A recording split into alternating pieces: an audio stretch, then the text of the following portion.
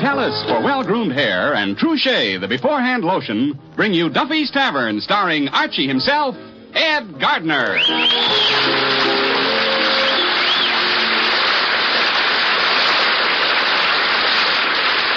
Say, men, here's the way to lick the problem of dry, unruly hair. Hair dried out by sun, wind, and water.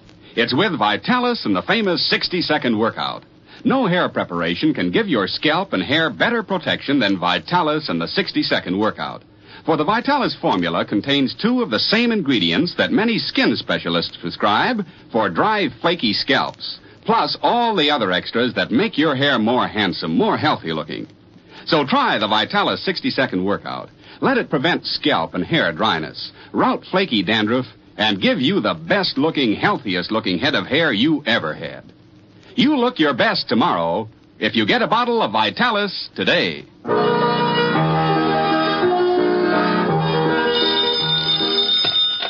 Hello, Duffy's Tavern. Where do you like meat to eat? Archie the manager speaking. Duffy ain't here. Oh, hello, Duffy. Business? Well, it's been a little slow all week, but I'm sure it'll pick up as soon as a customer comes in. Yeah, the way it's been going, all we ever used the cash register for is a paperweight for the IOUs. Huh? From now on, everybody pays cash? But, Duffy, you can't do that. We can't treat our clientele that way. These is high-class people, accustomed to charge accounts, people with backgrounds. These are second and third generation chiselers. Huh? I gotta collect all outstanding IOUs? But, Duffy, how can I? Well, I can. Most of our customers is broke. You can't expect me to get blood out of a tulip. Huh? Okay, I'll do the best I can. Eddie. Yes? Eddie, look, how many dinners did we serve tonight? Let's see. You eaten yet? No. None. That bad, huh? Yeah. Well, let me put it this way. You see that mouse over there nibbling at the free lunch? Yeah? The minute he reaches for a toothpick, the dinner rush is over. Look, Eddie, you know our policy. No jokes about the free lunch. Also, we got another new policy. No more charge accounts. Duffy saw about the customers not paying their bills. Well, it ain't the customer's fault. What do you mean? Well, it's the way they were brought up. See, when other kids was learning the ABCs, the ones in this neighborhood was learning the IOUs. Well, irregardless of the reason, we got to start collecting. Now, hand me that box of IOUs there. Okay. Want to help me lift it? Okay, here, get hold of it now. Well, that takes care of the A's. All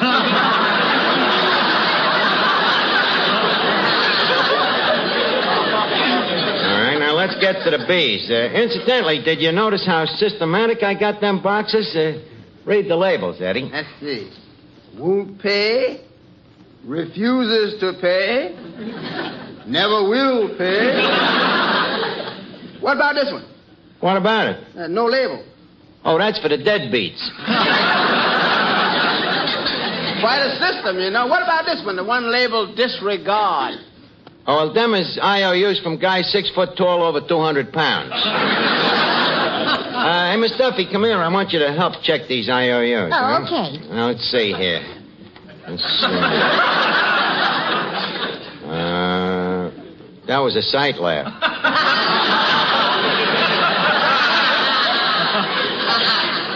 Let's see. Louis the Lush, 25 cents. One-Eyed Gold Fob, 25 cents. Clancy the Cop, 25 cents. Herbie the Midget, 12.5 cents. Miss Duffy, render them gentlemen a statement, Oh, okay. What about this IOU from Grease Tub O'Rourke? The gourmet? Yeah. It's for $8.60. Oh, yeah, $8.60 at the time he threw the big birthday party, Yeah. That was 5 years ago, and he hasn't been in since. I think we ought to sue him. Miss Duffy, a man that spends $8.60 in one night ain't the kind of customer who can afford to antagonize. Now, let's get to the next one here. Let's see, Willie Schultz. 8-course dinner. I owe you 20 cents. Think we're going to have trouble collecting that one. Why? He says we padded the bill. We did. Archie, look, the trouble with you is you're too soft. You let everybody take advantage of you. Maybe you're right. You know, to get along in business today, you got to be tough and ruthless, you know. Give me one of them IOUs. No, okay. Here's one from Lightfinger Lynch. Lightfinger Lynch. Yeah, that crumb. Give me the phone. I'm going to call him up. Maybe he's out. No, I'm pretty sure he's in. Hello? I'd like to speak to Lightfinger Lynch. He can't come to the phone, huh? Well, look, Warden.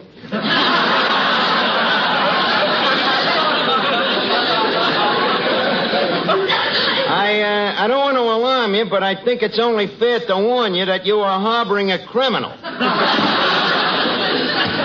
I'm sick of being nice to people. Mr. Archie, that customer over there. What, a seedy-looking guy? Yeah, he just finished a hamburger and he wants another one. So? He's got that IOU look in his eye. Well, kick him out. But, Mr. Archie, he looked kind of shabby now. He looked like he could use a meal. Eddie, I tell you got to be tough. Now, let me handle this. Good afternoon, me good man. Me maitre d' here informs me that you have ordered a XX hamburger. Have you got any dough? No, I'm broke. I thought so. Get out of here, you crumb. But, mister, I'm still hungry. So what? People without dough ain't got no business getting hungry. Here. Let me help you to the door, me good man. And here's a little something to remember me by. Oh! Mr. Archie, did you have to kick him? Well, sure. Why not? Well, wasn't the hamburger punishment enough? Eddie, the trouble with you is you're too soft. In this world, believe me, it's every man for himself. Dog eat dog, and the devil take the hindmost. Hello, Finnegan. What can I do for you? I think I'll have a ham sandwich. Ham sandwich on what? On credit. Sorry, Finnegan. We got a new policy. From now on, no more IOUs.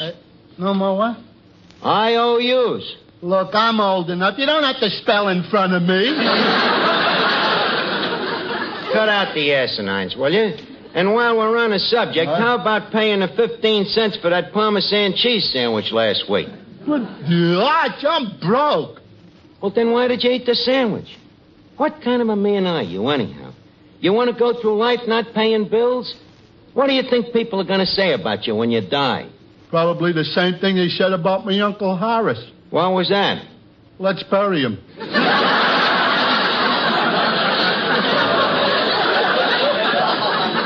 Finnegan, stop trying to evade important issues with flippant quips. Now, pay me the 15 cents. Well, okay, I'll pay you. Good. Can you lend me 15 cents? Where am I going to get the 15 cents? Well, you always get it out of the cash register. Yeah, but how am I going to get the dough to put it back? I'll give you me IOU. You see, then we'll all be even. We'll be even? Yeah.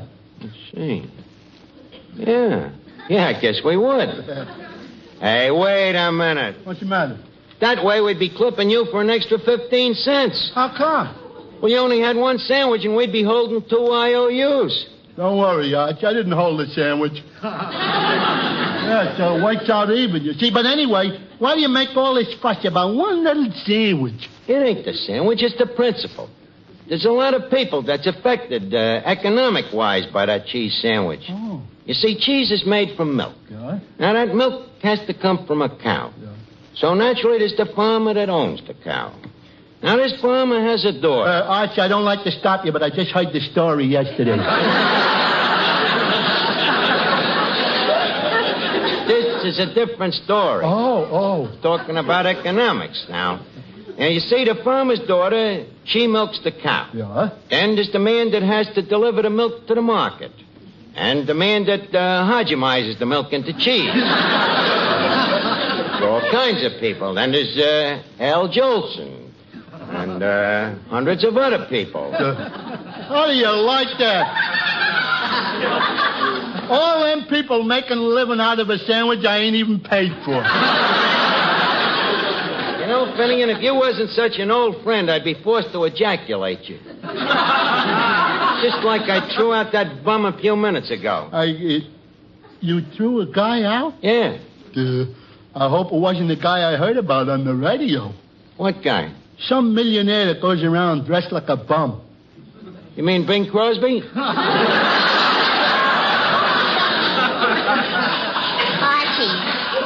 Archie, Finnegan's talking about J. Everett Poindexter.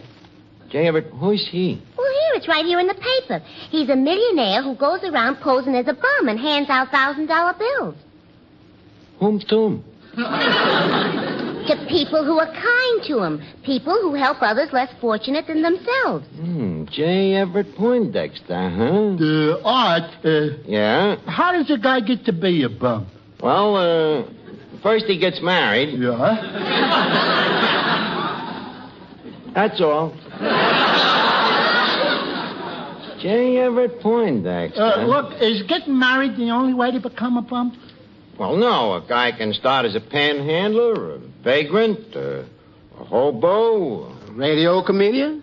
Yeah, of course. Eddie, you wasn't at Libin, was you? J. Everett Poindexter. Archie, what's the difference between a bum and you? He gets paid. Boy, Eddie, she thought she had you. Art, I hate to pursue this subject, but does one have to go to college to become a bum? Well, not necessarily, but it helps. Finnegan, why all this sudden interest about bums? Well, Art, as you know, for some time I've been dabbling in unemployment. Yes? Now I'm thinking of making it a profession. Nah, Finnegan, you wouldn't want that kind of a life. No, that ain't for you. Nah, you gotta live outdoors all the time. Yeah, depend on people to give you free clothes and meals. Don't have no job. No regular hours. Nobody to tell you what to do. Eddie. Yeah, I wonder when we could join up. Oh, what's the use of dreaming? J. Everett Poindexter. Miss Duffy, you say he poses as a bum and gives away $1,000? Eddie, that bum I threw out, it might have been J. Everett Poindexter. Finnegan, quick, we got to get the guy back. Go out and round up every bum you can find and tell him that I'm inviting to come down here. Okay, Art, but what if they refuse the invitation? Well, just tell him we're holding open house at Duffy's Tavern. Well, make up your mind. You want him to come or don't you? Cut the wisecracks, Eddie. Now get going, Finnegan, quick. Oh, hello, Arch. Oh, hello, Joe. Glad to see you. We're holding open house here at the tavern. Open house? Yeah. You mean the ceiling's caved in again? This is a different kind, Joe. You see, I got a new slant on things. I want the joy of helping others, the satisfaction of unselfish generosity, the pleasure of charity for charity's sake. The thrill of getting $1,000. Eddie, the farthest thing from my mind was J. Everett Poindexter. Hey, who's he, Arch? He's a millionaire that goes around handing out dough to people that does good for other people, see? An eccentric. Oh, really? Well, I'll see you later, Arch. Where you going? To find that millionaire. If he's looking for people that help others, what's wrong with me? You mean? Certainly. I help a lot of women. Sounds interesting. Tell me about it, Joe. I help women every week when I tell them that for the softest, smoothest, loveliest hands, they should use Truchet, the beforehand lotion. What greater help could you give a woman than to tell her about a hand lotion like Truchet that she can put on beforehand, before she does dishes, before she does light laundry, so her hands will be protected even in that hot, soapy water. And what greater help could you get from a hand lotion than to be able to use it not only beforehand, but anytime. Anytime you need a creamy, softening lotion. Truly, anyone who wants to help herself to smoother, softer, lovelier hands should begin today to use Truchet. You know, Joe, listening to that talk about Truchet just gave me an idea. You know, if Poindexter gives me that $1,000, you know the first thing I'm going to do? What? Buy a set of earplugs.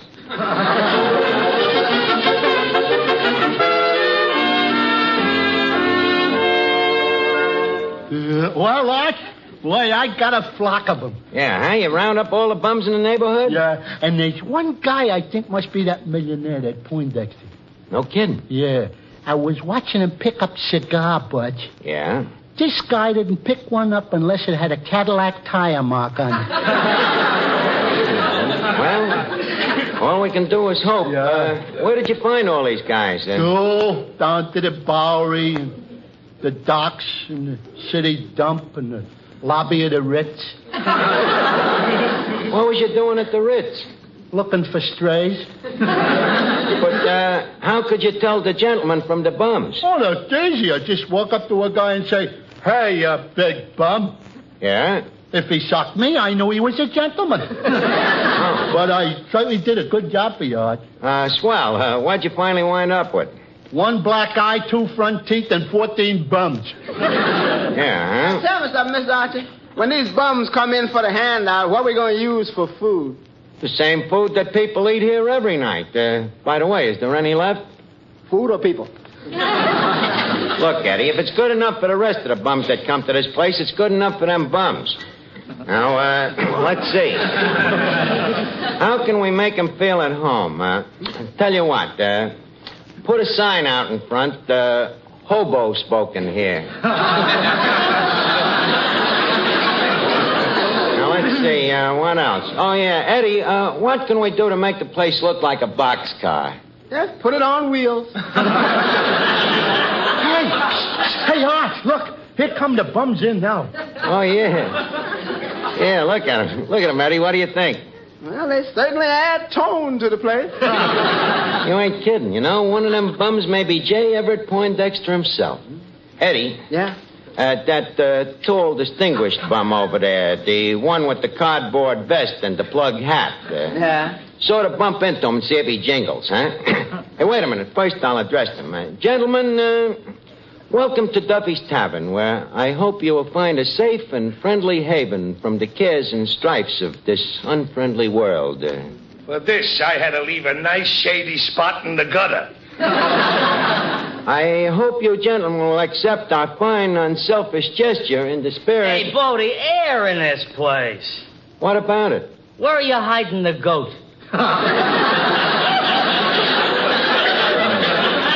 Maybe you're right. The atmosphere does seem a trifle putrefied. Eddie, please close the door to the icebox. I can't. We need the light.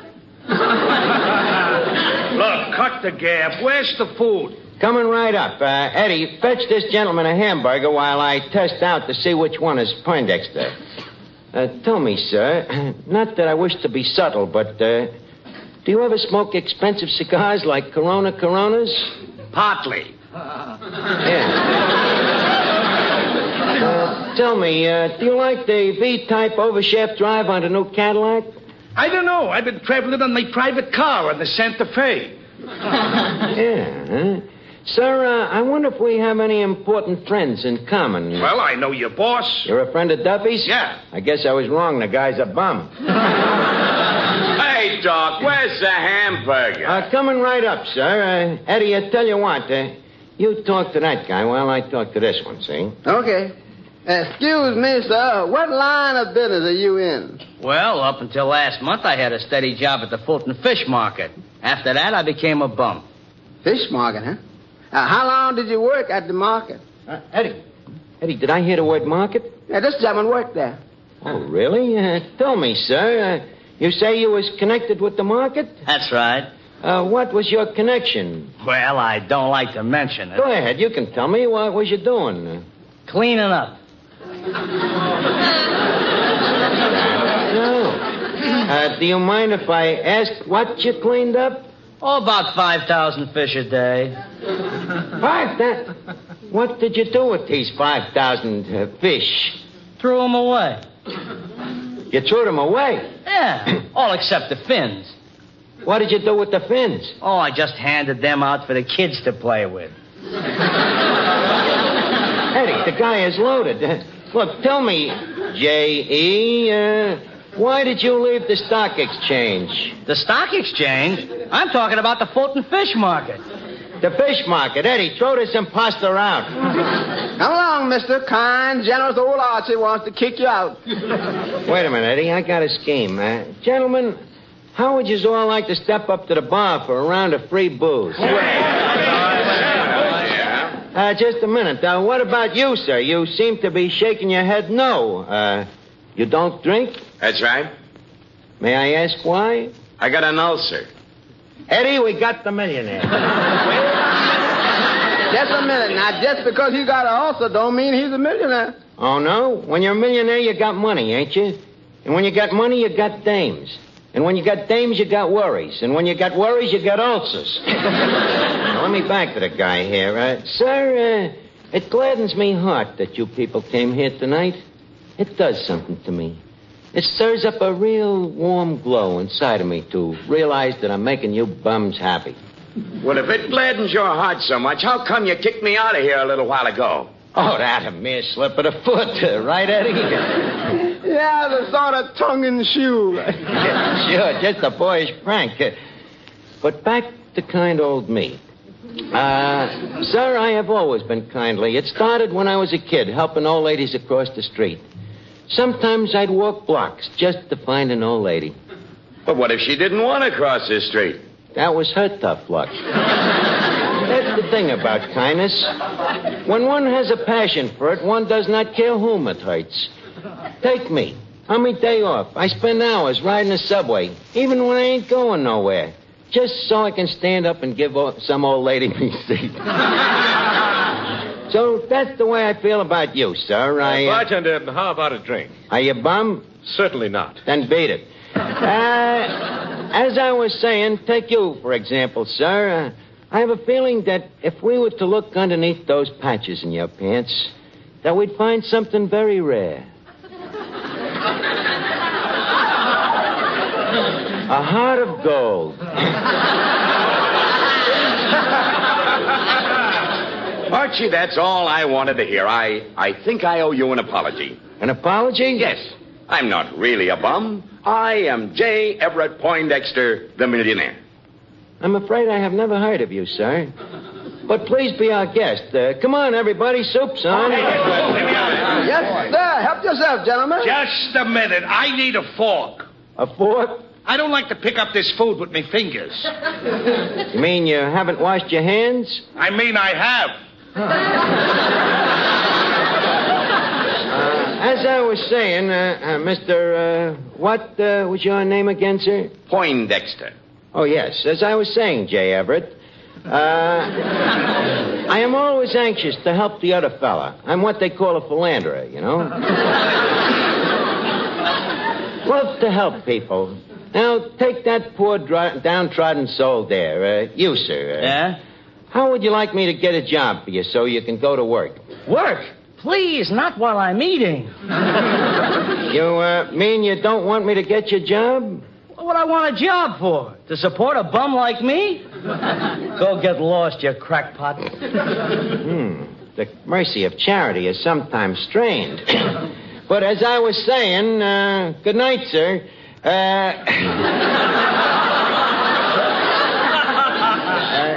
I think he should be with the Notre Dame backfield.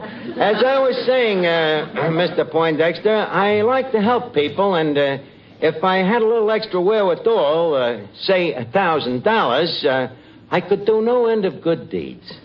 Archie, who's paying for all this food you're handing out tonight? Well, you see, Who owns this place? Well, Duffy's the owner and proprietor, but I'm the real figurehead. In other words, Duffy bought this food? Well, yes and no. Excuse me. Hello? What, Duffy? What about the bums? Now, look, don't fly into a transom. Now, hold the line a minute, will you?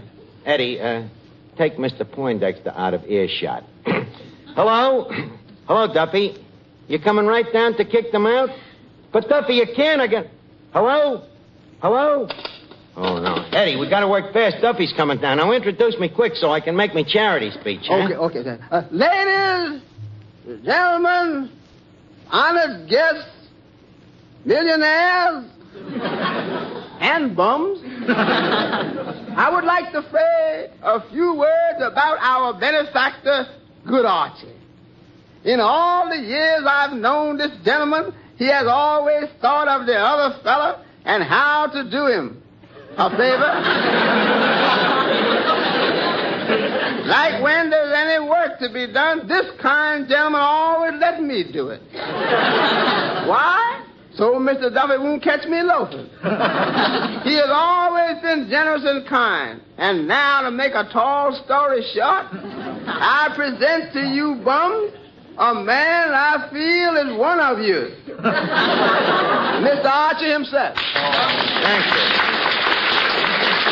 J. Everett and fellow bums, it behooves me to make a long speech at this point, but I'm afraid I ain't got time. However, I find me reward in having you here, and if there is anyone in our amongst that feels that some money should be handed out, I say that now is the time for that gentleman to open up his big fat wallet. Mr. Poindexter, do you have anything to say at this point? Yes. I'd like to make a slight presentation. Okay, but hurry it up. Friends, tonight I'm going to reward a great humanitarian. That's nice. Mr. Archie, look who's in the doorway. What? Duffy himself. Poindexter, quick. Give me the $1,000. Just a second. Gentlemen, I deem it an honor and a privilege to bestow this token of gratitude upon the man who made this grand evening possible. Thank you. And so I present this $1,000 to our good friend, Patrick J. Duffy. That's dirty Duffy. Duffy, did you have to come down here tonight? Don't you know that charity begins at home?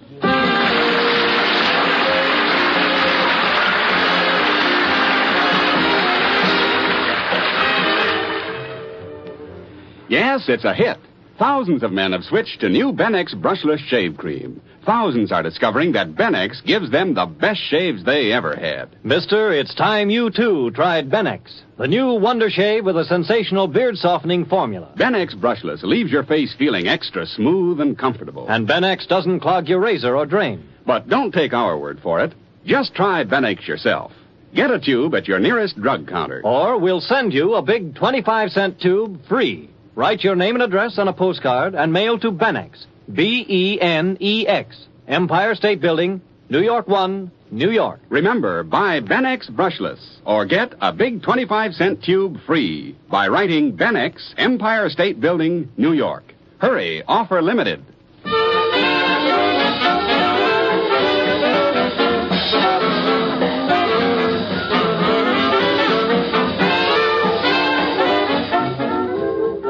It's time now to leave Duffy's Tavern for this evening, but let's meet here again at the same time next Wednesday when our guest will be Cass Daly. Duffy's Tavern is brought to you by Vitalis for well-groomed hair and Truchet, the beforehand lotion. Today, more than ever, the people of the world look to America for leadership. If they find us fighting among ourselves, discriminating against racial and religious groups, these frustrated, tired people will turn to a way of life that we know means war and bondage. Let us Americans demonstrate that men of different races, religions, and national origins can be united in freedom. Let us, by our example, bring a hope and faith in our American way of life so the rest of the world will choose democracy and peace.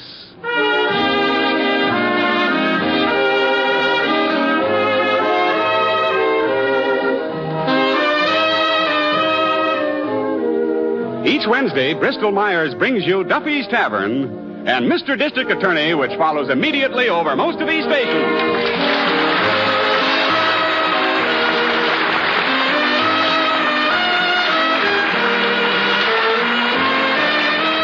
This is NBC, the national broadcasting company.